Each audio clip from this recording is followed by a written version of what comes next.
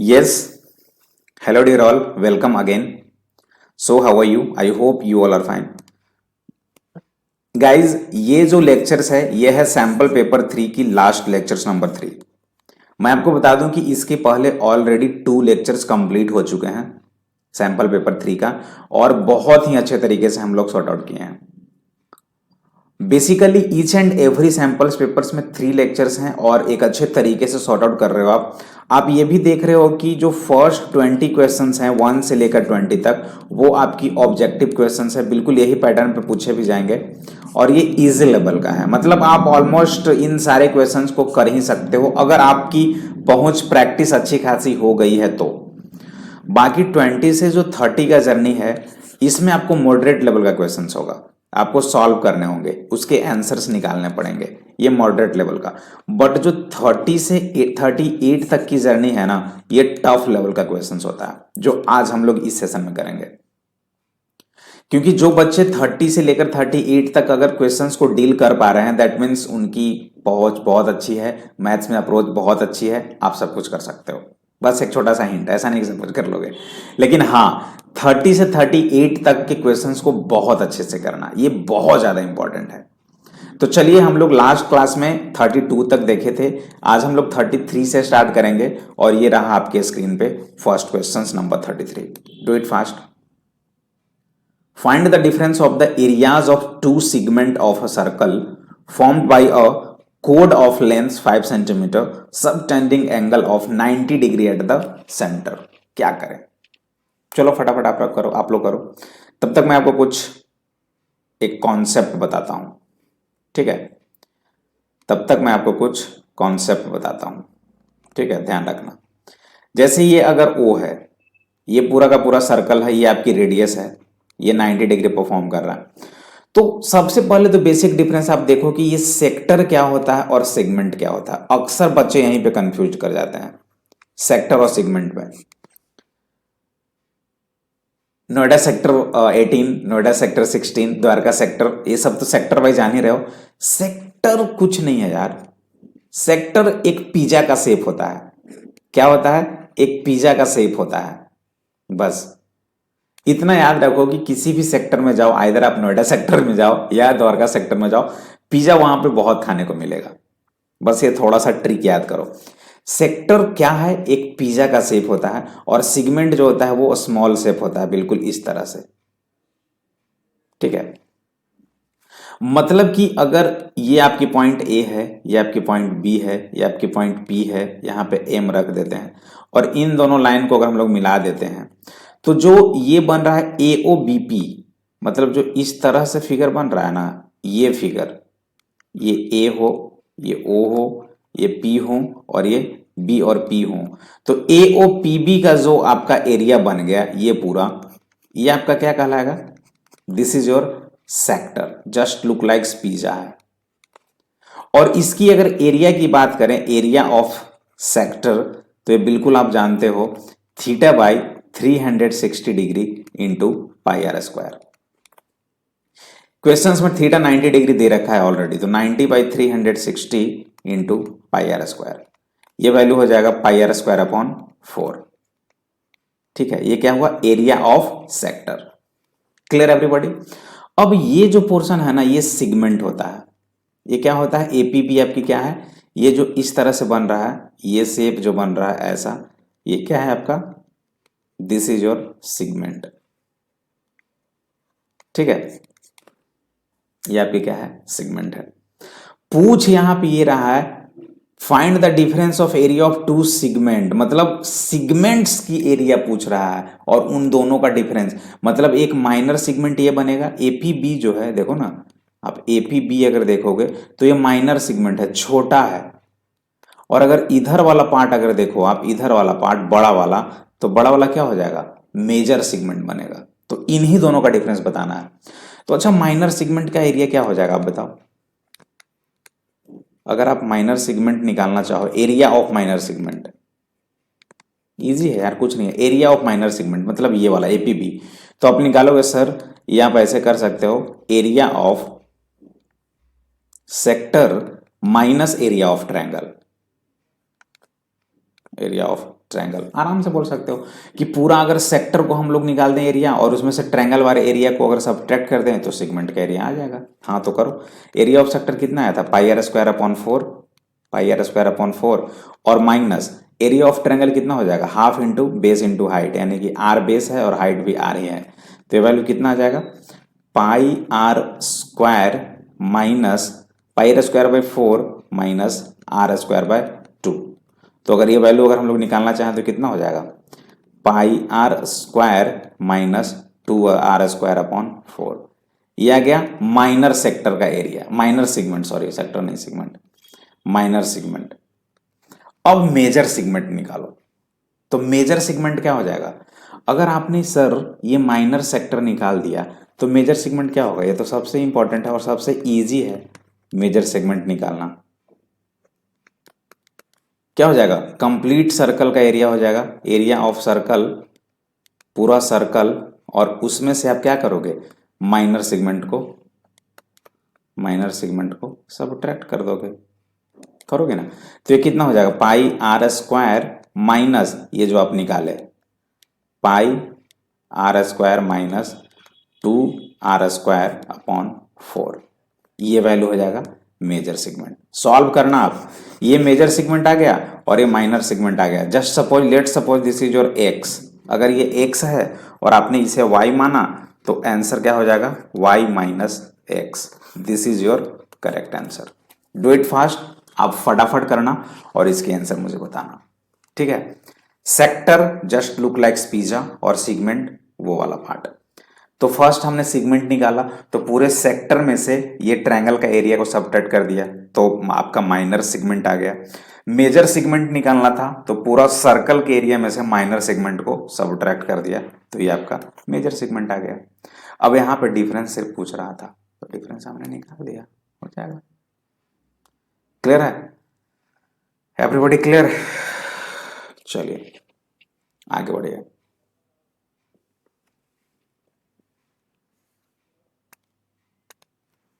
In trapezium ABCD, AB parallel DC and DC equals to 2AB, EF parallel AB where E and F lie on BC and AD respectively, such that BE by AC equals to 4 by 3, diagonal DB intersect EF at G, prove that 7EF equals to 11AB। Danger वाली question है भाई, सच में ये danger वाली question है, इसे तो करना पड़ेगा। मैंने बताया था ना कि इसमें बेसिकली होता क्या है कि अगर आप 30 तक कर रहे हो तो उसमें आपको इजी से लेकर मॉडरेट तक मिलेंगे, लेकिन 30 से ज्यादा अगर आप बढ़े, जैसे ही आप 38 तक, उसमें क्वेश्चंस का लेवल बढ़ता जाएगा। चलिए कोई बात नहीं है, फिर भी मैं बताता हूं। फिगर तो पहले बना लो यार, ट्रापेजियम है ना, फिगर आप बना लिए तो आपका आधा काम तो ऐसे ही हो जाएगा, 50%। A B C and D, ठीक, A B parallel D C भी हो गया। DC इक्वल्स टू 2AB, यहां पे पहले लिख दो, जो जो पॉइंट आपको दिख रहा है ना वो आप लिखते जाओ। DC equals to 2AB, EF parallel AB। अच्छा EF भी एक लाइन है, EF मान लो यहाँ पे होगा, पैरेलल में है तो E यहाँ पे मान लो और F यहाँ पे मान लो। Where E and F lie on BC, अच्छा BC पे E है और AD पे F है, ये थोड़ा सा गड़बड़ कर दिए थे हम लोग, यानी कि ये F होगा। क्लियर, चलिए। सच दैट एक और यहाँ पे कॉन्सेप्ट दे रखा है कि BE बाई AC जो है वो 4/3 है, यानी कि BE को अगर हम लोग 4 माने और EC को 3 माने तो BC कितना हो जाएगा, यहाँ से यहाँ तक 7 हो जाएगा। चलो इसे रहने दो। डायगोनल DB, अच्छा ये डायगोनल भी है। इंटरसेक्ट EF एट G, ये जो पॉइंट है ये G है, okay. Prove that 7EF equals to 11AB, भाई यही है और कुछ नहीं है, और कुछ भी नहीं है। कुछ तो करना पड़ेगा यहाँ पे, कुछ तो सोचना पड़ेगा। 7EF, हाँ करो। अच्छा बाय थ्योरम अगर हम लोग देखें तो BE बाई EC कितना है, पहले ये देखो, BE बाई EC है 4/3, ये तो दिया हुआ है कि नहीं, और this equals to AF upon FD हो जाएगा। कोई दिक्कत है क्या, BE by E C, BE by E C equals to F by F D, F by F D यानी कि 4/3। और एक चीज और बताओगे आप, अगर मैं यूं बोल दूं कि ए डी अपॉन, क्यों कर रहा हूं वो देखना, ए डी अपॉन अगर मैं एफ डी कर दूं,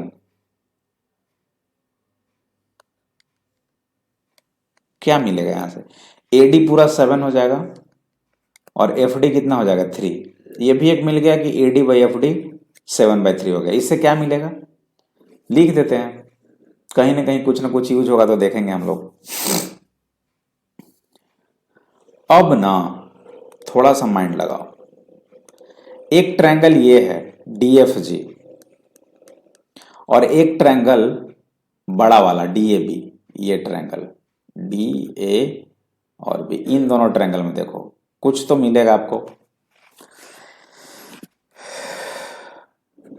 triangle D F ji and triangle, देखो एक चीज और, डी दोनों में कॉमन है, ये जो एंगल डी दोनों में कॉमन है, तो पहले मैं डी के सामने डी लिखता हूं।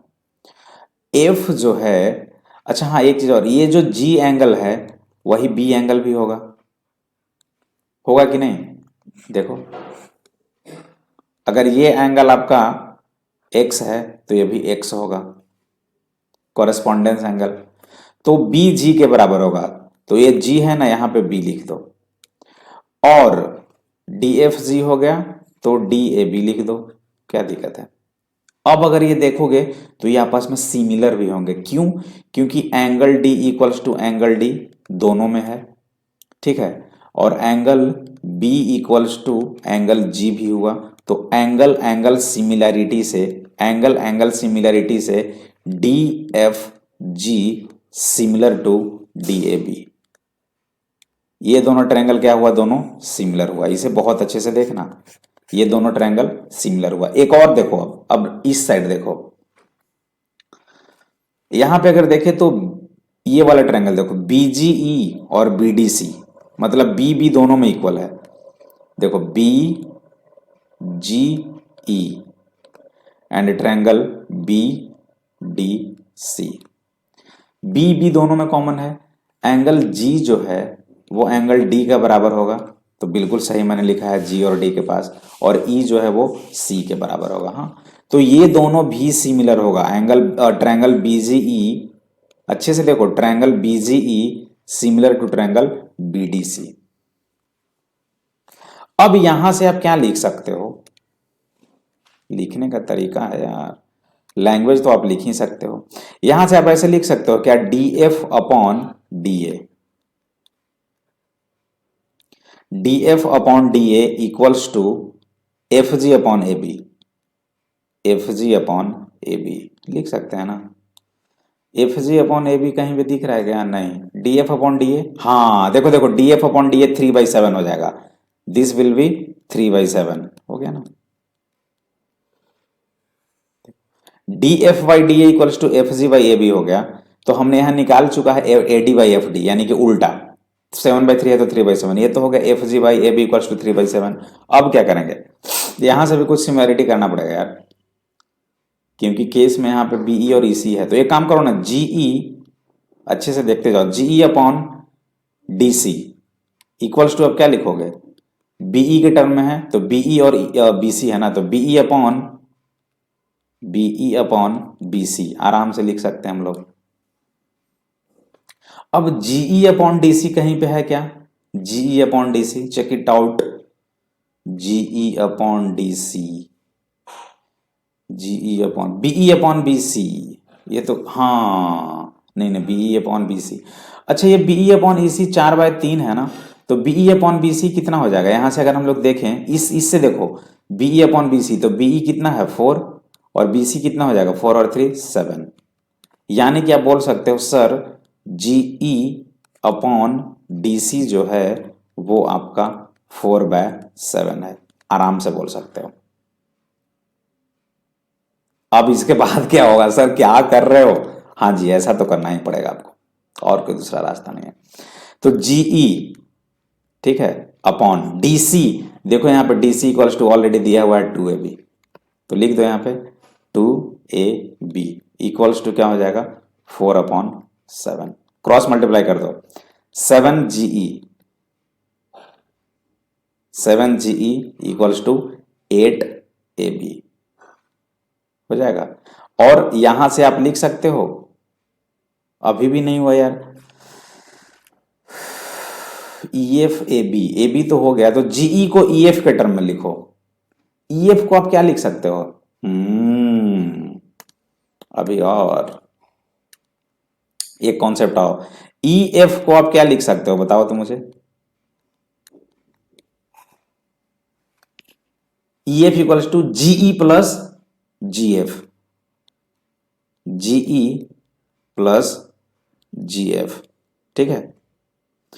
अब देखो EF equals to GE plus GF, GE कितना है? 4 है, और GE और GF के बीच में तो कुछ रिलेशन ही नहीं है यार। अच्छा, GE को हम लोग लिख दें क्या 8/7AB, लिख दो ना।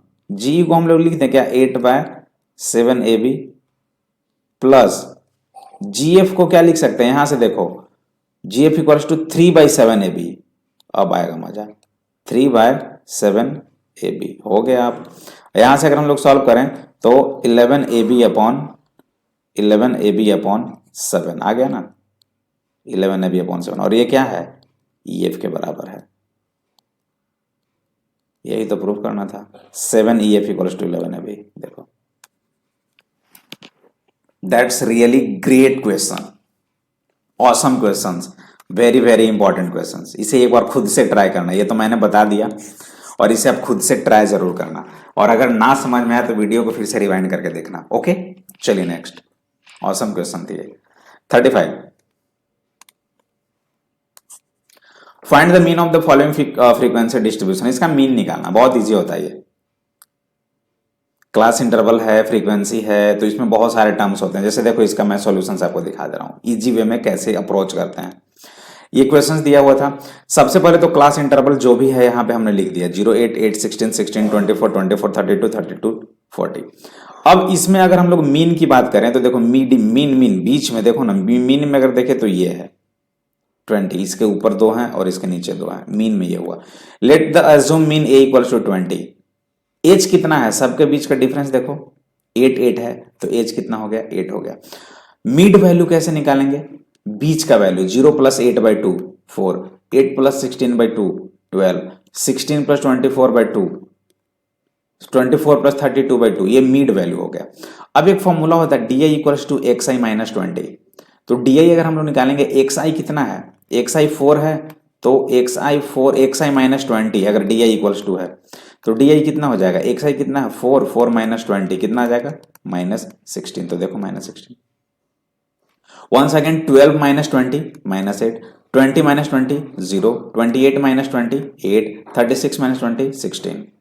अब ये एक फॉर्मूला है UI equals to XI minus 20/8। यहां से हम लोग ये सारे वैल्यूज निकाल दिए। FI कितना हो जाएगा? FI के बारे में अगर देखें तो 6, 7, 10, 8, 9 हो गया, टोटल 40 हो गया। अब FI UI जब निकल गया, FI जब आ गया तो मल्टीप्लाई करके सारे को यहाँ पे लिख दिए। मीन का एक फॉर्मूला ये होता है, A plus H into summation of FI UI by N। आपके पास A दिया हुआ है, निकाल लिए हो आप मीन 20, H दिया हुआ है 8, FI UI की जो वैल्यू आई FI UI ये कितनी आई? कंप्लीट 7 आ गई, और अपॉन में N कितना आ गया? 40। निकाल दे, आंसर है। स्टैटिस्टिक्स की अच्छी खासी कॉन्सेप्ट्स जाननी होगी आपको, मैं इस पे एक वीडियो जरूर बनाऊंगा, ठीक है। चलिए फटाफट इसे देख लो। 36, read the test carefully and answer the question. Saving money is good habit and it should be included in children from the beginning. Mr. Puspa bought a piggy bank for her child Aksar. He puts 1 5 rupee coins on his saving the piggy bank on the first day. First day, second day, third day, fourth day, ऐसे चल रहा है। First day वो 5 rupees का coin ही डाल रही है हर दिन ना, हर दिन वो 5 रुपीज का कॉइन डाल रहा है, ठीक है, हर ईच एंड एवरी डे। तो उसमें अगर देखें तो फर्स्ट डे जो मनी है वो 5 होंगे, सेकेंड डे कितने हो जाएंगे? Total 10 rupees, third day 15 rupees, fourth day 20 rupees, ऐसे ही उसका पैसा बढ़ेगा। लेकिन क्वाइन, नंबर ऑफ क्वाइंस की अगर मैं बात करूं, 5 रुपए का सिक्का यहाँ पे बोल रहा है, नंबर देखो ना यहाँ पे 5 रुपी क्वाइन, तो 5 रुपए की कॉइन की बात करें तो फर्स्ट डे एक ही डालेगा, सेकेंड डे 2 हो जाएगा, फिर 3 हो जाएगा, फिर 4 हो जाएगा, फिर 5 हो जाएगा, ऐसा ही चलता रहेगा। कब तक? 5 रुपए कॉइन डेली। इसमें बोल रहा है first if the piggy bank can hold 190 coins of 5 rupees, मतलब ये सीरीज 190 तक जाएगा, इतना कॉइन्स उसके पास हो जाएगा। कब? उसमें क्या पूछ रहा है? All the number of days he can contribute to the 5 rupees coin, मतलब उसके 190 कॉइन कब होंगे? फर्स्ट डे में 1 कॉइन, सेकेंड डे में 2 कॉइन, थर्ड डे में 3 कॉइन्स, ये 4 कॉइन्स, ये 5, ये 190 कब होगा? समेसन समेसन हो रहा ना, जैसे यहां पे अगर देखें तो 2 हो गया, 3 हो गया, ऐसा नहीं है कि 190 इसका आंसर हो जाएगा, नहीं, ये एस एन दिया हुआ, क्या दिया हुआ है? S N. तो एस एन इक्वल्स टू क्या होता है? n/2 into 2a plus n minus 1 into D. S N की वैल्यू कितनी है? 190। एन ही तो हमें निकालना है। 2 इंटू फर्स्ट डे कितना कॉइन है? 1 ही ना है, तो 2 इंटू 1 प्लस एन कितना, वही तो निकालना है, माइनस 1 इंटू डी भी 1 ही है। तो यहां से देखें तो कितना हो जाएगा? 380 इक्वल्स टू, ये हो जाएगा 2 प्लस एन माइनस 1, कितना हो जाएगा? 2 प्लस एन माइनस 1, तो 1 प्लस एन, यानी कि एन प्लस एन स्क्वायर, यही हो गया ना। तो इसे अब सॉर्ट आउट करो, N square plus N minus 380 equals to 0। Quadratic equation solve करो, आपके पास 2 वैल्यू आएंगे, और 2 वैल्यू आएंगे, अगर निगेटिव आता है तो आपके आंसर्स नहीं होंगे। चेक कर लो यार कितना होगा ये। 20 एंड 90 में ब्रेक होगा, 20 एंड 90 में एक माइनस 19, एक हो जाएगा माइनस 20 और एन इक्वल्स टू 19 भी होगा। हाँ, ये आपका परफेक्ट आंसर होगा। और नंबर ऑफ डेज जो होगा इसका आंसर कितना हो जाएगा? 19 डेज। क्लियर। सेकंड बोल रहा find the total money he saved. Total money उसके पास कितना हो जाएगा, बता सकते हो? टोटल मनी की अगर मैं बात करूं तो first day 5, second day 10, third day 15, ऐसे ही चलेगा ना, 20, ऐसे ही चलेगा ना। कब तक? 19th टर्म तक। कितना सम हो जाएगा तो निकाल दो। S19 कितना हो जाएगा? 19/2, 2a यानी कि 10 प्लस n-1 यानी कि 18 इंटू 5, कितना हो जाएगा? ये 100 हो जाएगा, तो 1900/2, ये आपका आंसर, यानी कितना हो जाएगा? 950 रुपया, ये आपका आंसर होगा। 19 दिन में वो 950 रुपया, जितना भी हुआ 190 कॉइन्स तक जो गया था, उसमें टोटल मनी जो होगा वो 950 रुपीज होंगे। क्लियर है?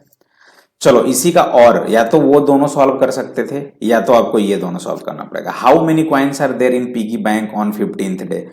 15वें दिन पे कितने नंबर ऑफ कॉइन्स होंगे? तो ये तो सिंपल है यार।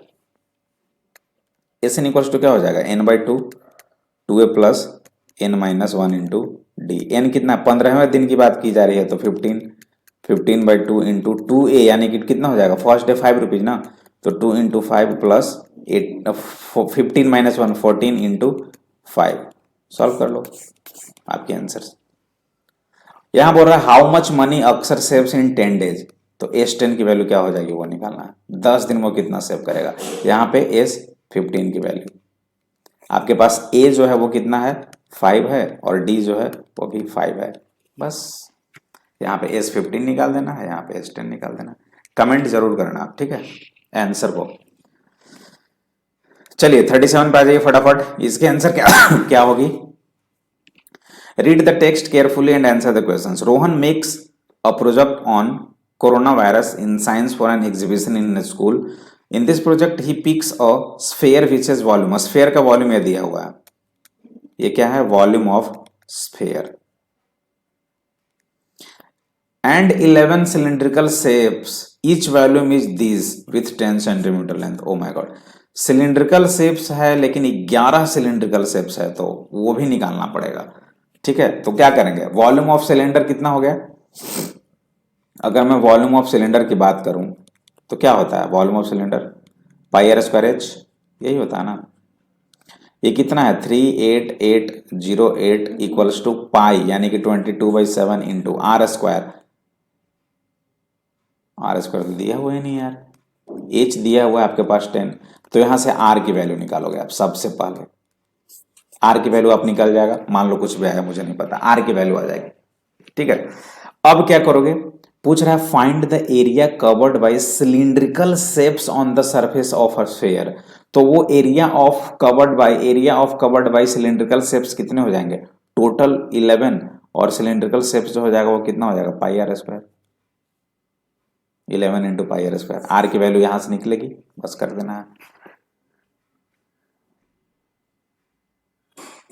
बस। अगर सेकंड की बात करें, find the diameter of the sphere, यहां पे स्फीयर का डायमीटर निकालना है, तो वॉल्यूम ऑफ स्फीयर कितना है 38808, और ये क्या हो जाएगा 4/3, यहाँ पे स्फीयर है सिलेंडर नहीं, 4/3 पाई आर क्यू होता है ना, तो इसकी वैल्यू कितनी है 38808, ये वॉल्यूम है, ठीक है, वॉल्यूम ऑफ स्फीयर, और इसकी फॉर्मूला ये होती है ना 4/3 पाई आर क्यू। तो यहां से आप आर की वैल्यू निकालोगे, जो भी आर आएगा उसका डबल कर दोगे तो डायमीटर आ जाएगा। थर्ड जो है find the total volume of the sphere. Total volume of the sphere क्या होगा, इसमें दो केस हो जाएगा, एक तो वॉल्यूम ऑफ स्फीयर जो भी दिया हुआ है, टोटल वॉल्यूम पूछ रहा है, plus 11 into volume of cylinder, दोनों को ऐड करना पड़ेगा। ये वॉल्यूम ऑफ स्फीयर कितना है 38808 प्लस 11 इंटू जो वॉल्यूम ऑफ सिलेंडर आप निकालोगे ना 1540, इन दोनों को ऐड करो, मल्टीप्लाई करो, ये ऐड करो दोनों को, आंसर आ जाएगा बस।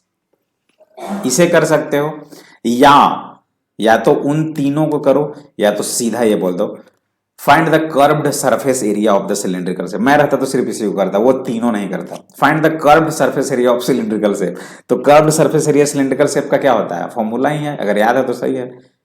सिलिंड्रिकल शेप का कर्व सरफेस एरिया क्या होता है 2πRH, कर दो यार, 2 इंटू 22/7 इंटू आर, लेकिन हाँ आर वहीं से निकालना पड़ेगा, आर जो है ना, आर जो है वो ये वाला आर होगा, ये वाला आर सिलिंड्रिकल का जो आप निकालोगे, भाई आर तो निकालना ही पड़ जाएगा, तो ये वाला आर यहाँ पे निकालोगे जो आएगा आर, और एच तो आपके पास 10 दिया हुआ है, बस इसी से काम बन जाएगा, ठीक है। चलिए लास्ट क्वेश्चंस फटाफट कर लो इसे। 38, read the text carefully and answer the questions. Tower bridge is a grade 1 list combined basculars and a suspension bridge in London built between 1886 and 1894. Puzzle type help, पढ़ते जाओ।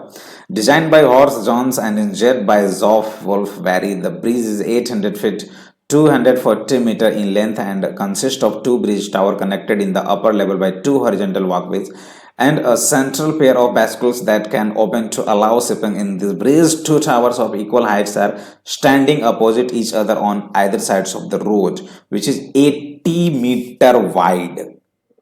अब देखो मैं वो नहीं जानता, मेन पॉइंट है ये 80 मीटर वाइड है, यहाँ पे ब्रिज है, ये एक बार ऐसे देखेगा इंक्लाइनेशन और एक बार ऐसे देखेगा, और ये आपका एक हो गया ब्रिज, ब्रिज नहीं बिल्डिंग, इस तरह से सीधी भाषा। During summer holidays Nita visited the Tower Bridge, she stood at some points on the road between these two towers. From the point between the towers on the road, the angle of elevation on the top of the towers are 60 degree and 30 degree. मान लो कि ये 60 degree है और ये 30 degree है। Find the distance between the points from the base of the tower where Nita was standing while measuring that. हाँ यार सही है।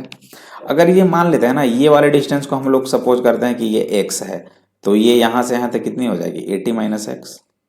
अब यहाँ से कर दो यार, अगर ये हाइट h है तो ये भी h होगी, लगा दो आप 1060 या 1030, 1030 क्या हो जाएगा h अपॉन एक्स, 1030 की value 1/√3 equals to h upon X, तो h इक्वल्स टू क्या हो जाएगा x/√3, ये इक्वेशन नंबर 1। सेकेंड यहाँ से 1060 से करोगे, 1060 इक्वल्स टू क्या हो जाएगा h अपॉन 80 माइनस एक्स, 1060 कितना हो जाएगा √3 equals to h upon 80 minus X, और इस x को h√3 है ना, x जो है वो h√3 है, यहां से डालोगे और यहाँ पुट कर दोगे, h is your answer. h ही निकालना है बस, हाइट तो निकालना है, h आ जाएगा, बस इतना देखने को था और कुछ नहीं था। इसी के पार्ट सेकंड देखो। Nita used some application of trigonometry she learned in her class to find the height of the tower without actual measuring them. What would be the height of the tower should be calculator। ये height of the tower ये निकालना है ना, अभी तो निकाला यार आपने। h इक्वल्स टू क्या था, एक्स अपॉन रूट थ्री था ना। यहाँ पे x की वैल्यू कितनी आएगी, यहां से आप x की वैल्यू निकालोगे ना, यहां से आप x की वैल्यू तो फाइंड आउट कर ही सकते हो इजीली, और जब x की वैल्यू फाइंड आउट करोगे तो यहाँ पे पुट कर दो, ये तो उसी पर डिपेंड है। h equals to x upon root three, बस h की वैल्यू सॉरी h की वैल्यू आ गई है, x निकाल दो, आ जाएगा answer. Height of the tower क्या हो जाएगा, h equals to x by root three, और x आई थिंक जितना भी आएगा वहाँ divide by root three, nothing extra. इसका और पोर्शन देख लो, find the distance between Nita and top tower C D. अब ये सी डी कौन है, मान लेते हैं ये ए है, ये बी है, ये अच्छा मान लेते हैं ये दिया हुआ है सी डी, इस तरह से ये एंगल बन रहा है, ये कितना था 60 डिग्री, ये कितना था 30 डिग्री, ये कितना था 80 माइनस एक्स, ये कितना था एक्स, ये था एच और ये था एच। तो बोल रहा है find the distance between Nita and top of tower C D, Nita and top of tower C D, यहां से यहां तक का डिस्टेंस, यानी कि इसमें आपको पीडी निकालना है। Find the distance between Nita and top of tower A B, यानी कि यहां से आपको पीबी निकालना है, बस और कुछ नहीं करना, दैट्स इट। या रुक जाओ, गलत गलत गलत गलत गलत, थोड़ा सा गलत हो गया, बोलोगे सर क्या कर दिए, क्वेश्चंस को अच्छे से पढ़ो। बोल क्या रहा है, find the distance between Nita, यहां पे नीता है, and top of tower C D, यानी कि ये पीसी निकालना है ना, और ये पी से लेकर टॉप ऑफ टावर ए यानी कि एपी निकालना है। सब कुछ एज इट इज है, आपने एक्स भी निकाल लिया, आपने एच भी निकाल लिया, यहाँ पे पुट करो, you will get the answer. तो आज ये सैंपल पेपर 3 आपका कंप्लीट हुआ, एंड आई होप कि आपको काफी अच्छा लगा होगा। तो guys one more important things, कि जितने भी फ्रेंड सर्कल्स हैं वहाँ पे वीडियो को ज़रूर शेयर करें, एंड नेक्स्ट लेक्चर्स हम लोग देखेंगे जिसमें हम लोग सैंपल पेपर, ये तो 3 कंप्लीट हुआ, 4 स्टार्ट करेंगे। अब कमेंट भी चाहिए मुझे जितने भी क्वेश्चन हैं उन सारे की। तो मिलते हैं एक छोटे से ब्रेक के बाद, तब तक के लिए बाय बाय।